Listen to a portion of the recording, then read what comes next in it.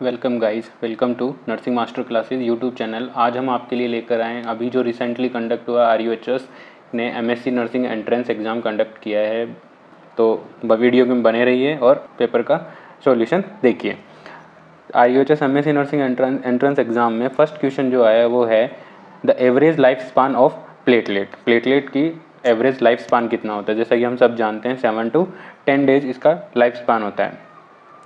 Next question आता है the surfactant is a combination. The surfactant is a combination of. Surfactant combination, यहाँ पे जो सर्फेक्टेंट की बात हो रही है वो बात हो रही है पल्मोनरी सर्फेक्टेंट्स की। जो पल्मोनरी सर्फेक्टेंट्स हैं उनका मेन फंक्शन होता है जो भी एल्वियोलाई है उसको कोलैप्स होने से प्रिवेंट करने के लिए एल्वियोलाई के अंदर टाइप 2 सेल प्रेजेंट होती हैं जो क्या करती हैं पल्मोनरी सर्फेक्टेंट का रिलीज करती हैं और एल्वियोलाई को कोलैप्स होने से बचाती है। तो उसके जो सर्फेक्टेंट है उसका कॉम्बिनेशन क्या होता है, ठीक है। तो सर्फेक्टेंट का कॉम्बिनेशन होता है, उस सर्फेक्टेंट के कॉम्बिनेशन के अंदर होता है आपका फॉस्फोलिपिड्स, प्रोटीन, कार्बोहाइड्रेट और सेवरल आयंस होते हैं।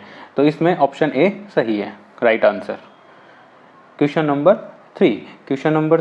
3 है Biot's breathing seen in following condition. Biot's breathing कौन सी कंडीशन है जिसमें देखी जाती हैं, कौन सी कंडीशन में प्रेजेंट होती हैं। तो बायोट्स रेस्पिरेशन है। सबसे पहले तो बायोट्स रेस्पिरेशन होता क्या है। बायोट्स रेस्पिरेशन एक नॉर्मल रेस्पिरेशन रिदम के साथ अगर सीजेशन ऑफ ब्रीथिंग या एपिसोड ऑफ या पीरियड ऑफ एपनिया प्रेजेंट होता है उसे बोलते हैं बायोट्स रेस्पिरेशन, जो कि मोस्ट कॉमनली मेनिंजाइटिस के अंदर देखा जाता है। नेक्स्ट वन है, इसका राइट आंसर है डी। नेक्स्ट वन है क्वेश्चन नंबर 4। क्वेश्चन नंबर 4 है which of the following tissue is the hardest part of the human body. Human body का हार्डेस्ट पार्ट कौन सा होता है। जैसा कि हम सब जानते हैं जो ह्यूमन बॉडी है उसका हार्डेस्ट पार्ट होता है इनेमल, जो कि इनेमल क्या होती है, कवरिंग होती है जो कि दांतों पे पाई जाती है। तो इसका राइट आंसर होगा, करेक्ट ऑप्शन होगा इसका बी। क्वेश्चन नंबर 5 पे चलते हैं। क्वेश्चन नंबर 5 पे देखते हैं the principle of plasma protein responsible for exerting colloidal osmotic pressure. इस क्वेश्चन में ये पूछा गया है कि कौन सी प्लाज्मा प्रोटीन है जो कोलोइडल ऑस्मोटिक प्रेशर को मेंटेन करती है, एक्सर्ट करती है। ऑप्शन सी में आ रहा है एल्ब्यूमिन। एल्ब्यूमिन का मेन फंक्शन होता है जो कि क्या करती है, ऑस्मोटिक प्रेशर को मेंटेन करके रखती है। तो इसका करेक्ट आंसर होगा सी। नेक्स्ट वन हम मूव करते हैं question number 6।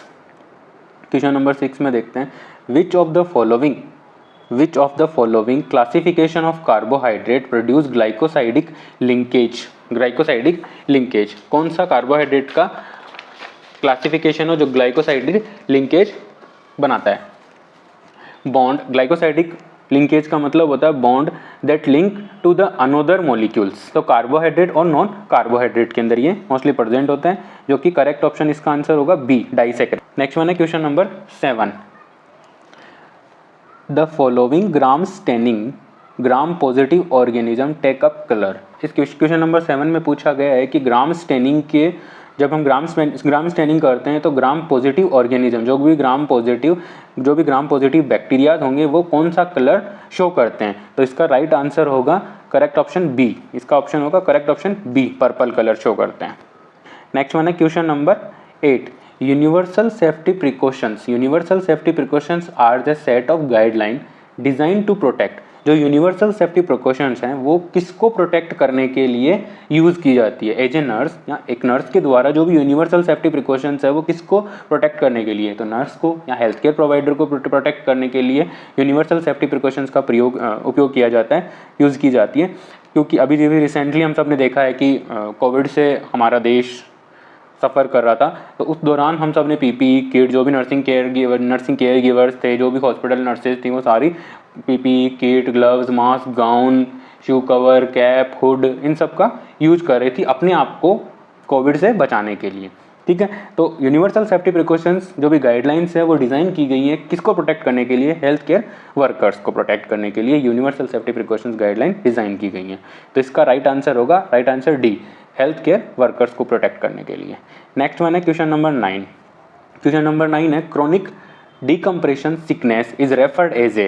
Chronic decompression sickness is referred as a मतलब क्रॉनिक डिकम्प्रेशन सिकनेस कौन सी होगी। इसमें है सीजिएशन डिजीज, अक्यूट न्यूरोलॉजिकल इमरजेंसी है। सीजिएशन डिजीज क्या होती है, अक्यूट न्यूरोलॉजिकल इमरजेंसी है। इसका राइट आंसर होगा ए। नेक्स्ट वन है question number 10। The ectopic rest of normal tissue, the ectopic rest of normal tissue is called the ectopic rest। ectopic rest का मतलब यहाँ पे हो गया अपनी पोजीशन को छोड़ के किसी दूसरी पोजीशन पे किसी भी नॉर्मल बॉडी के नॉर्मल टिश्यूज़ का जाना क्या कहलाता है। क्वेश्चन नंबर 10 के अंदर पूछा गया है कि ectopic rest of normal tissue, अपनी नॉर्मल टिश्यू है, बॉडी का नॉर्मल टिश्यू है, उसका अपनी जगह से किसी दूसरी जगह जाके रेस्ट करना या प्रेजेंट होना क्या कहलाता है। उसे बोलते हैं अपन choristoma. Normal tissue on abnormal location, उसे बोलते हैं क्रिस्टोमा। नेक्स्ट वन है क्वेश्चन नंबर 11। क्वेश्चन नंबर 11 है the nurse protect the patients human and legal rights, here the nurse poses the role of. जैसा कि हम सब ने बहुत बार नर्सिंग फंडामेंटल की बुक्स में पढ़ा है कि रोल ऑफ नर्स के अंदर कि the nurse protect the right human and legal right of patient. Patient के ह्यूमन एंड लीगल राइट को नर्स प्रोटेक्ट कर रही है, तो नर्स वहाँ पे कौन सा रोल निभा रही है, तो वहाँ पर नर्स एक एज ए एडवोकेट वर्क कर रही है। नर्स वहाँ पे पेशेंट के लीगल और ह्यूमन और लीगल राइट्स को प्रोटेक्ट कर रही है, इसका मतलब है कि वो वहाँ पे एक advocate as a advocate work कर रही है। तो इसका राइट आंसर होगा एडवोकेट।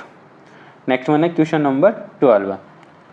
क्वेश्चन नंबर 12 क्या है the level of prevention that include early diagnosis and promote the treatment is. कौन सा लेवल है, वो कौन सा लेवल है प्रिवेंशन का, वो कौन सा लेवल है जो अर्ली डायग्नोसिस और ट्रीटमेंट को फॉलो करता है, ट्रीटमेंट को प्रमोट करता है। तो हम सब जानते हैं secondary level, that is the secondary level. इसका राइट आंसर होगा secondary level. Secondary level of prevention includes the early diagnosis and treatment. जो प्राइमरी होता है वो चेंज करता है लाइफस्टाइल में मॉडिफिकेशन, जो भी रिस्क फैक्टर्स हैं उनसे दूर करने के लिए हेल्थ प्रमोशन है वो करता है प्राइमोडियल के अंदर, और टर्सरी लेवल में आता है आपका रिहेबिलिटेशन। तो इसका इस क्वेश्चन नंबर 12 का राइट आंसर होगा B, secondary prevention. Next one है क्वेश्चन नंबर 13। क्वेश्चन नंबर 13 है positioning to minimize the effect of pressure ulcer.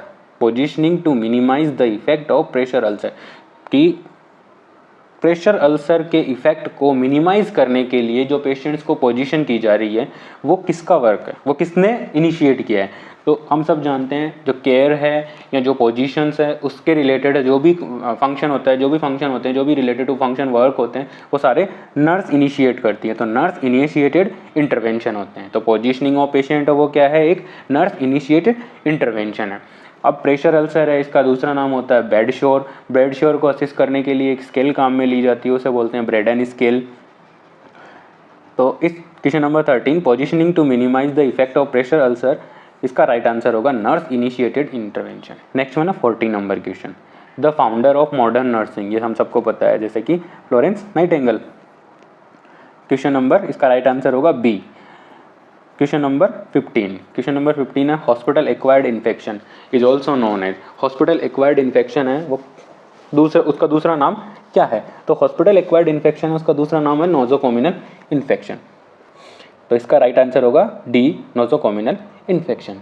Question number 16। अब क्वेश्चन नंबर 16 क्या कह रहे हैं the other name of diaphoresis. The other name of diaphoresis, तो diaphoresis का meaning क्या होता है, एक्सेसिव स्वेटिंग। राइट आंसर होगा सी, प्रोफ्यूज स्वेटिंग। एक्सेसिव स्वेटिंग या प्रोफ्यूज स्वेटिंग एक ही मतलब। नेक्स्ट वन है क्वेश्चन नंबर 17। क्वेश्चन नंबर 17 है which of the following area is the most common area of pressure ulcer. वो कौन सा एरिया है जो मोस्ट कॉमन है प्रेशर अल्सर या बेड शोर होने के लिए ह्यूमन बॉडी के अंदर सबसे मोस्ट कॉमन एरिया कौन सा होता है। किसी भी पोजीशन में लेटे होते हैं तो कोई ना कोई पार्ट या कोई ना कोई बोनी प्रोमिनेंस हमारी डायरेक्टली बेड के टच में रहती है, जिसकी वजह से उस एरिया का जो सर्कुलेशन है वो मिनिमाइज हो जाता है, और उसकी वजह से अगर लॉन्ग टाइम तक उसी पोजीशन के अंदर अपन रहते हैं तो वहाँ पर क्या हो जाए, नेक्रोसिस शुरू हो जाता है, उसे बोलते हैं bed sore. Which of the following area is the most common area for pressure ulcer is sacrum. Nose, hand, humerus are not common. Question number 18 inflammation of the tongue. Tongue का inflammation क्या कहलाता है, टंग का inflammation क्या कहलाता है। Option A stomatitis. Stomatitis tongue का inflammation नहीं है। Stomatitis is the inflammation of buccal mucosa. Glossitis it is the inflammation of tongue. That's mean the right answer is option B, glossitis.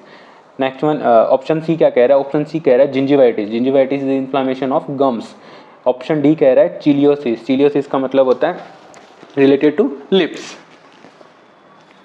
तो question number 18 inflammation of tongue is also known as या called as glossitis. तो correct answer B.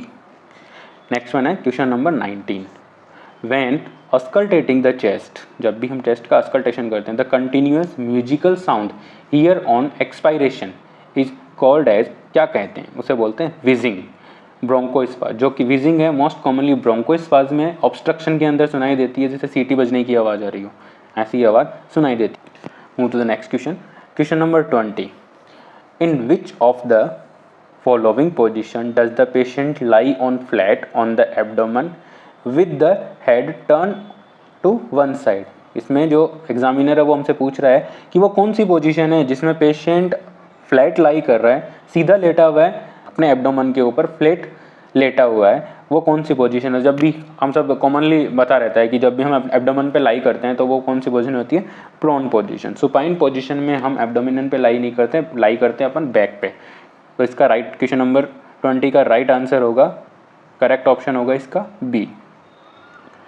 Question next question, question number 21, question number 21 है, edema is the result of fluid collection in edema. Edema का मतलब होता है collection of fluid in tissue. Interstitial space, interstitial space is the space present between the cells, it is known as interstitial space. इस interstitial space के अंदर अगर collection of fluid होता है, कलेक्शन ऑफ फ्लूइड होता है तो उसे बोला जाता है एडिमा। तो इसका करेक्ट ऑप्शन होगा option C, interstitial space. Question number 22, the following are the characteristics of the nursing process except. वो कौन कौन से कैरेक्टरिस्टिक्स हैं जो एक नर्सिंग प्रोसेस में हैं को छोड़कर, एक्सेप्ट का मतलब हो गया को छोड़कर, इनमें से एक है वो जो नर्सिंग प्रोसेस का एरिया या हिस्सा नहीं है, कैरेक्टरिस्टिक्स नहीं है। तो इसमें देखते हैं सिस्टमेटिक अप्रोच, नर्सिंग प्रोसेस में सिस्टमेटिक अप्रोच होती है, डिसीजन मेकिंग होती है कि इंटरवेंशन के रिगार्डिंग है, डायग्नोसिस के रिगार्डिंग है, पेशेंट की नीड्स के अकॉर्डिंग हम डिसीजन बनाते हैं। नेक्स्ट वन है प्लानिंग द केयर, ये भी हमारी नर्सिंग प्रोसेस का हिस्सा है, प्लानिंग एक स्टेप्स आता है हमारा। Maintaining the care, it's not a process of, not a characteristics of nursing process. The right answer is option D, maintaining the care is not a characteristics of nursing process. Move to the next question, question number 23, question number 23, the angle of insertion of intradermal injection. Intradermal injection का meaning that means injection या medicine injected under the skin. जब under the skin हमें कोई भी medicine inject करनी है तो most commonly जो एंगल यूज़ किया जाएगा निडल को इंसर्ट करने का वो किया जाता है 15 डिग्री एंगल पे। 15 degree angle means the right answer is option B, 15 degree angle. तो 45 डिग्री एंगल पे अगर अपन लगाते हैं तो वो चली जाएगी सबक्यूटेनियस। सबक्यूटेनियस रूट से मोस्ट कॉमनली क्या दिया जाता है, इंसुलिन दिया जाता है, हिपेरिन दिया जाता है। 90 डिग्री इंट्रामस्कुलर में चला जाएगा आपका निडल, तो वो होता है इंट्रामस्कुलर IM इंजेक्शन। तो इसका correct option option B, 15 degree angle. Move to the next question, question number 24।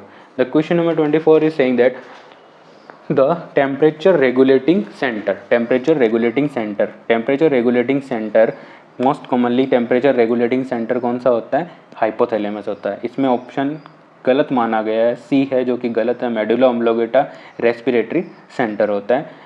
The temperature regulating centre is hypothalamus, temperature regulating centre is hypothalamus. Next one, next question, question number 25, the daily requirement of iron is needed for post menopausal woman. Post menopausal woman में iron की daily requirement कितनी होगी। तो right answer इसके according तो 10 है और mostly देखा जाए तो 15 mg होता है।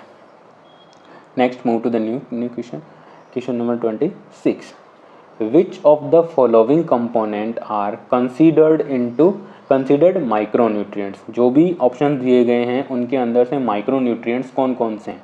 तो हम सब जानते हैं माइक्रोन्यूट्रिएंट्स मतलब वो एलिमेंट्स हमारे न्यूट्रिशन या हमारे फूड का वो पार्ट, वो एलिमेंट्स जो कम मात्रा में हमारी बॉडी को रिक्वायर्ड होते हैं। तो हम सब ऑप्शन देखते हैं, option A vitamin and minerals, option B carbohydrate and fat, option C protein and water, option D carbohydrate and water. तो option A right answer, minerals and vitamin. तो जो माइक्रोन्यूट्रिएंट्स में इंक्लूड किए जाते हैं वो होते हैं विटामिन एंड मिनरल्स। तो option A is the right answer. Next question, question number 27, following are the common disaccharide accept.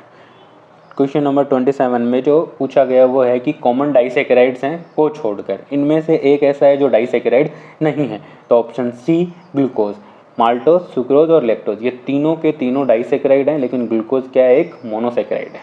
ठीक है, तो इसमें करेक्ट आंसर होगा option C glucose. Question number 28 क्या कह रहा है, an example of essential fatty acid, कौन सा है जो असेंशियल फैटी एसिड का एग्जाम्पल है, तो option B is the correct answer. Question number 29 vitamin E is otherwise known as या ऑल्सो नॉन एज, तो इसमें पूछा गया है विटामिन ई का दूसरा नाम पूछा गया है, तो मोस्ट कॉमनली हम सबको पता है एंटी स्टेरिलिटी विटामिन बोला जाता है, एंटी स्टेरिलिटी विटामिन है, vitamin E is the anti sterility vitamin, हम सब ने इसको बहुत बार, ये क्वेश्चन बहुत बार रिपीट होता है, तो anti sterility vitamin is vitamin E, ये नॉर्मल रिप्रोडक्शन के अंदर हेल्प करता है।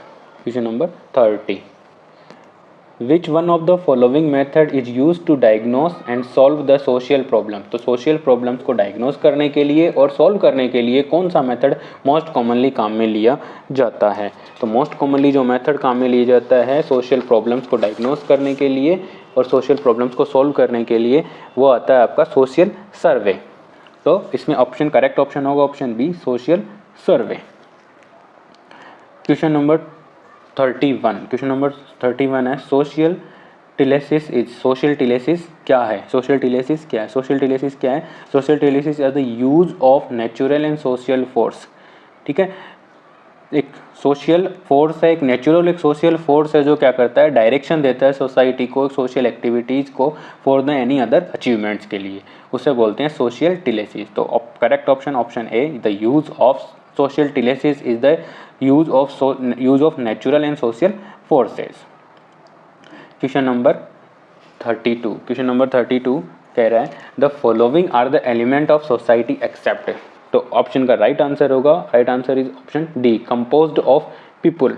नेक्स्ट वन है question number 33, social norms is a foundation of, the social norms है वो फाउंडेशन है, किस चीज़ का फाउंडेशन है, social norms are foundation of social structure, option C is the right answer, social structure का फाउंडेशन होता है।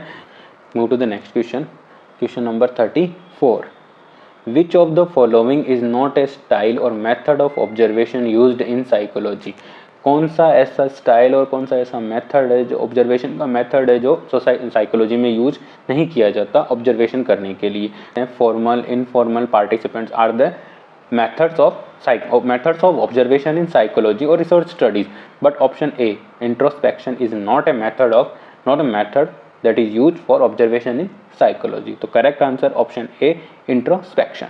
next one है question number 35, neuron carry the message through, neuron message को कैरी करते हैं, किसके द्वारा मैसेज को कैरी करते हैं, तो आंसर होगा, राइट आंसर है साइनेप्स। साइनेप्स क्या होता है, साइनेप्स इज द गैप और a junction between the two neurons, synapse के थ्रू दो न्यूरॉन्स आपस में कनेक्ट होते हैं, ठीक है, तो इसका ऑप्शन करेक्ट ऑप्शन का ऑप्शन बी साइनेप्स के थ्रू, न्यूरॉन्स मैसेज कैरी करते हैं, कहाँ से करते हैं, साइनेप्स के through.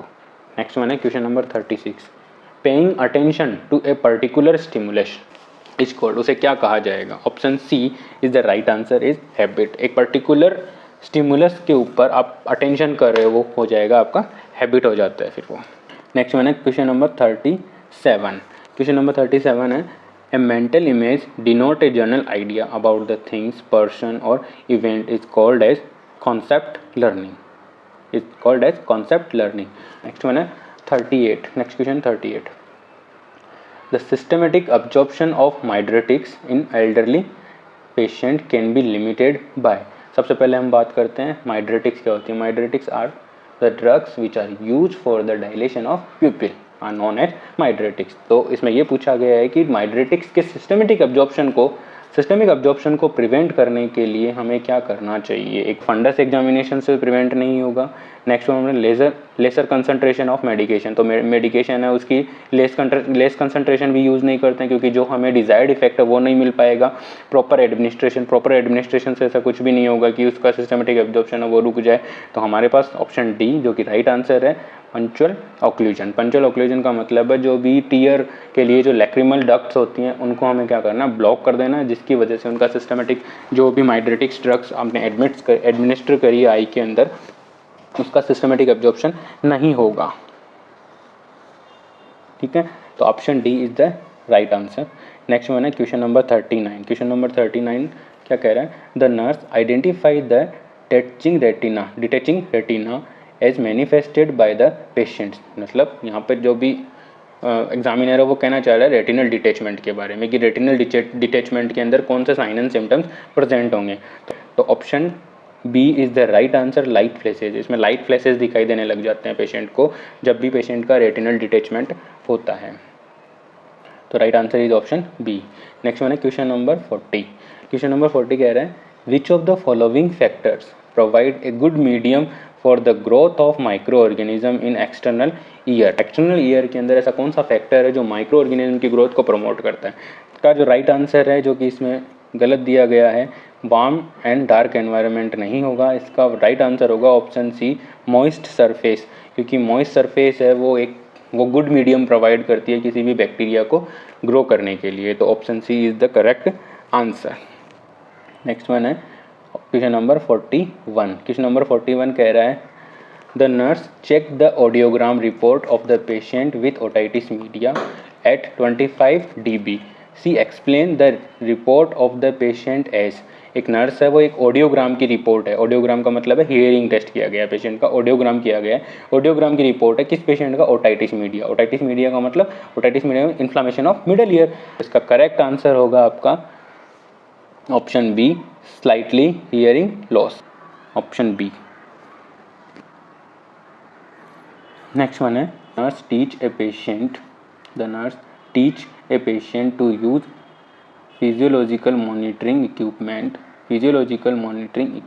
to train the patient to relax the muscles and increase the peripheral blood flow for systematic relief from headache। The therapy taught by the nurse is, एक ऐसी कौन सी थेरेपी है जो नर्स ने एक पेशेंट को बताया है, फिजियोलॉजिकल मॉनिटरिंग बताई है कि नर्स ने एक पेशेंट को बोला है कि आप फिजियोलॉजिकल मॉनिटरिंग करो जो भी मसल्स हैं उनके पेन को रिलीव करने के लिए। तो वो कौन सा है, option A is the right answer, that is biofeedback. Question number 43 है, वो कह रहा है a patient develop a tonic clonic seizures, which of the following action should be avoided by the nurse. कौन से ऐसे एक्शन है जो नर्स को नहीं करने हैं जब पेशेंट को टॉनिक क्लोनिक सीजर्स आ रहे हैं। Option D is the right answer, that is not done by nurse, avoided by the nurse during tonic clonic phase of scissor.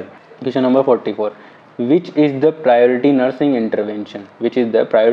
intervention for a patient with the acute phase of rheumatic fever। rheumatic fever के patient के लिए कौन सी priority nursing intervention है। तो rheumatic fever का patient है तो हमें क्या करना है, option D is the correct answer, administer the antibiotic as per order. जो भी डॉक्टर के अकॉर्डिंग, जो भी डॉक्टर ने ऑर्डर दिया है उसके अकॉर्डिंग हमें क्या करना है, जो भी पेशेंट को एंटीबायोटिक्स है वो हमें एडमिनिस्टर करनी है। तो option D is the correct answer. Next one है क्वेश्चन नंबर 45। क्वेश्चन नंबर 45 क्या है, when is the best time for premenopausal woman to perform the breast self examination. Breast self examination premenopausal woman में breast self examination का best timing क्या रहेगी। Option A is the correct answer, 7 days after the menstruation is the best time for a premenopausal woman to perform a breast self examination. Breast self examination क्यों किया जाता है, breast self examination breast cancer को diagnosis करने के लिए किया जाता है। Question number 46, the most common site of an ectopic pregnancy. Ectopic pregnancy का मीनिंग है जो भी इम्प्लांटेशन ऑफ फिटस या इम्प्लांटेशन ऑफ जाइगोट है वो कहाँ पे इम्प्लांट हो रहा है, other than the uterine cavity. Uterus की जो कैविटी है उसके अलावा अगर कहीं दूसरी जगह जाकर के अगर जाइगोट इम्प्लांट हो रहा है उसको बोलते हैं उसे बोलते हैं इक्टोपिक प्रेगनेंसी। तो उसकी मोस्ट कॉमन साइट होती है वो होती है fallopian tube. Question number 47। Question number 47 है, the patient assessment include the following type of approach except. जब भी हम पेशेंट का असेसमेंट कर रहे हैं तो कौन कौन सी अप्रोचेज यूज करते हैं, एक को छोड़ के। इनमें से एक ऑप्शन से उनमें से एक नहीं है। तो फर्स्ट वन ऑप्शन है emergency assessment, option B focus assessment, option C comprehensive assessment, option D diagnosis assessment. ठीक है, तो राइट आंसर होगा option D is the diagnosis. Next one है क्वेश्चन नंबर 48। क्वेश्चन नंबर 48 है, the nurse assist the patient with the 4th degree burn and identified that she or he was insensitive for pain and pressure. Which of the following reason rationalize is lack of pain। इसमें पूछा गया है कि एक nurse है वो एक patient का असेसमेंट कर रही है, जो पेशेंट क्या है 4th डिग्री बर्न हुआ पेशेंट है, तो उस पेशेंट को पेन और प्रेशर का कोई सेंसेशन नहीं हो रहा है। तो इस पेन और प्रेशर के सेंसेशन नहीं होने का रीज़न क्या है? जैसा कि हम सब ने पढ़ा है, हम सब जानते हैं, 4th degree burn it's the loss of complete loss of tissues. जो भी डेप्थ ऑफ बर्न है वो कहाँ तक हो गई है? बोन तक हो चुकी है, उसे बोलते हैं 4th डिग्री ऑफ बर्न। तो 4th डिग्री ऑफ बर्न में क्या होता है? जो भी नर्व सप्लाई होती हैं, जो नर्व्स होती हैं वो डिस्ट्रैक्ट हो जाती हैं, जिसकी वजह से पेशेंट को पेन और प्रेशर का सेंसेशन नहीं हो रहा है। तो correct option is option A, nerve distraction. Nerve distraction की वजह से पेशेंट को पेन और प्रेशर का सेंसेशन नहीं हो रहा है। नेक्स्ट वन है question number 49, which of the following is the example of colloidal solution? कौन सा ऐसा एग्जाम्पल है जो कोलॉइडल सॉल्यूशन का है? जो भी कोलॉइडल सॉल्यूशन होते हैं वो कौन से होते हैं? Albumin. Albumin is in colloidal solution. तो option A is the right answer. Move to the next question, question number 50। Question number 50 हमें कह रहा है which of the following chemotherapy drug is administered via intravenous route? जो भी options दिए गए हैं इनमें कीमोथेरेपी की ड्रग्स हैं, सारी की सारी एंटी कैंसर ड्रग्स हैं। Anti cancer drugs are use to treat the cancer और मैलिग्नेंसी। तो एंटी कैंसर या कीमोथेरेपी की ड्रग जिसको आईवी रूट से ही देना है, इसका करेक्ट आंसर होगा vincristine. Vincristine should be administered with the vincristine should be administered via intravenous route. Question number 51. The nursing measures for an altered taste sensation in a cancer patient. Nurse कौन सा ऐसा nursing major या nurse कौन सा ऐसा work करे या कौन सी ऐसी इंटरवेंशन करे कि जो भी अल्टर्ड कैंसर के पेशेंट है उसको जो टेस्ट सेंसेशन जो अल्टर्ड है उसको वो ठीक कर सके। Option C is the correct answer. Experiment the varied species. हमें अलग अलग प्रकार के मसाले फ्लेवर्स यूज करने हैं ताकि पेशेंट को जो लॉस ऑफ टेस्ट है वो दूर हो सके और पेशेंट को डाइट में इम्प्रूवमेंट हो सके, डाइट टेस्ट में। नेक्स्ट वन है question number 52। As an emergency department nurse a patient admitted to the bleach poisoning should be prevent from. तो ब्लीच पॉइजनिंग के पेशेंट में हमें क्या करना है? ब्लीच पॉइजनिंग का जो पेशेंट होता है उसमें admit bleach poisoning should be prevented from. क्या चीज़ हमें प्रिवेंट करनी है एक ब्लीच पॉइजनिंग? तो option A vomiting and aspiration, option B gastric lavage, option C dilution with water and milk and option D sample collection. तो इसमें जो ब्लीच पॉइजनिंग है, ब्लीच क्या है? एक कोरोसिव पॉइजन है। कोरोसिव पॉइजन का मतलब होता है वो पॉइजन जो हमारे टिश्यूज जो हमारे बॉडी टिश्यूज है उनको डिस्ट्रैक्ट करता है, उनको बर्न कर देता है। तो हमें क्या करना है? जब ब्लीच पॉइजनिंग पेशेंट ने किया है तो हमें क्या करना है? Option A is the right answer, that is vomiting and aspiration. हमें पेशेंट को वॉमिटिंग और एस्पिरेशन से प्रिवेंट करना है, क्योंकि अगर वॉमिटिंग और एस्पिरेशन के लिए आएगा तो दोबारा से वो जो कोरोसिव पॉइजन है वो दोबारा से जो ट्रैक्ट है, जीआई ट्रैक्ट है, उसको वापस से बर्न करते हुए बाहर आएगा। तो इसलिए हमें क्या करना है? उसको प्रिवेंट करने के लिए हमें पेशेंट को वॉमिटिंग और एस्पिरेशन से प्रिवेंट करना है। तो right answer is option A, prevent from vomiting and aspiration. Question number 53। Which of the following intervention can be provided for a trauma patient based on a secondary survey? Secondary survey के basis पे trauma patient है उसको हमें कौन सी care intervention या कौन सी care हम provide कर सकते हैं? That one, first one option A insertion of airway, option B bag and mask ventilation, option C provide warm blanket और ऑप्शन डी फ्लूइड रिसर्सिटेशन। जैसे यहाँ पे option C is the correct answer, provide warm blanket. Secondary survey के अंदर हम patient को provide warm blanket दे सकते हैं। Option C is the right answer. Question number 54। Which type of elder abuse does threatening behaviour belong to? कौन सा जो एल्डर अब्यूज है उसका थ्रेटनिंग बिहेवियर है, बिलोंग करता है? Option B is the right answer, psychological abuse is the abuse that belong from the threatening behavior, psychological abuse. Next one, question number 55. An aging theory explaining the faulty synthesis of DNA, RNA or both. एक ageing की theory है जो क्या कह रही है? Explain कर रही है फॉल्टी सिंथेसिस DNA और RNA बोथ क्यों होता है? Due to the occurrence of any error during the synthesis of DNA and RNA। ठीक है, तो option A is the correct answer, that is error. Next one है question number 56। The critical care nurse control a mechanical ventilator's tidal volume which range from। एक adult का जो tidal volume होता है वो होता है 500 ml। उसी के अकॉर्डिंग हमें इसको पर केजी पे निकालेंगे तो 5 to 15 ml पर केजी आंसर आता है। तो option A is the correct answer. Next question number 57। Low central venous pressure indicate, जब लो सेंट्रल वीनस प्रेशर है वो सेंट्रल वीनस प्रेशर जब कम हो जाता है तो वो क्या इंडिकेट करता है? Increase preload, hypervolemia, right ventricular failure और हाइपोवोल्यूमिया। इंक्रीज प्रीलोड में प्रेशर है वो लो नहीं होगा, बढ़ेगा। हाइपरवोल्यूमिया के अंदर भी प्रेशर बढ़ता है और राइट वेंट्रिकुलर फेलियर की वजह से भी राइट एट्रियम का जो प्रेशर है वो बढ़ जाता है। In case of option D, in case of hypovolemia the low central venous pressure is low. Central venous pressure it mean pressure in the right atrium. तो राइट एट्रियम का pressure है वो कब कम होगा? जब बॉडी के अंदर हाइपोवोल्यूमिया की कंडीशन राइज होगी, तब सेंट्रल वीनस प्रेशर है वो कम होगा। तो option D is the correct answer. Next one है question number 58। Which of the following action to be perform by the nurse after the restoration of spontaneous ventilation on a basic life support. एक nurse है, उसने basic life support patient को CPR दिया और CPR की वजह से patient ने क्या किया? Normal respiration, normal spontaneous ventilation है वो अचीव कर लिया। उसके बाद नर्स की क्या रिस्पॉन्सिबिलिटी है? तो कंटिन्यू द चेस्ट कंप्रेशन, बिल्कुल भी नहीं। रिकवरी पोजीशन, बिल्कुल सही।